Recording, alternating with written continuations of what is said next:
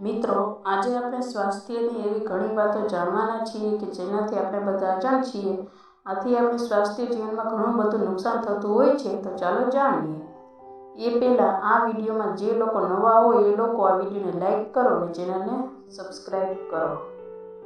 1.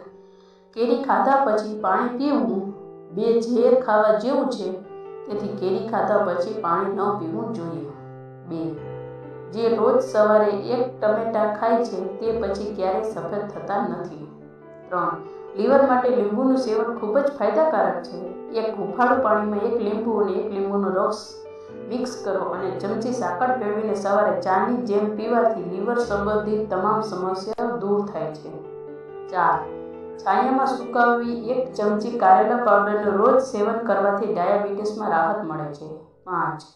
રોજ લીંબુ અને આદુનું પાણી પીવાથી વધતા પેટને ઓછું કરવામાં મદદ મળે છે. 6.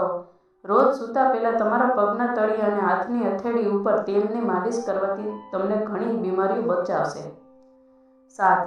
જો તમારે અરીસાને ચમકાવવો હોય તો તેને બટેકાની છાલથી સાફ કરો અને અરીસામાં ચમક આવશે. 8. જો તમારા હૃદયના ધબકારા વધી રહ્યા હોય તો સવારે ખાલી પેટે મધ અને ડુંગળી મિક્સ કરીને ખાવું. 9.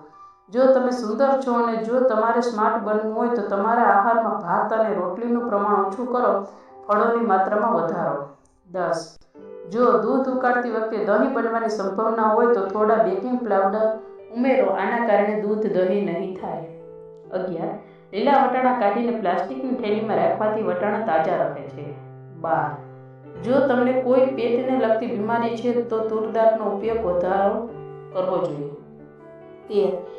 રોજ 1 રસગુલ્લા ખાવાથી બળતરા અને આંખ પીળી પડતી નથી. 14. જે માણસના વાળ સફેદ થઈ જાય તેને અનારનો રસ વાળમાં લગાવવાથી લાભ થાય છે. 15. રોટલી ખાવા પછી સફરજનનો 1 નાનો ટુકડો પણ ખાવાથી રોટલી જલ્દી પચી જાય છે.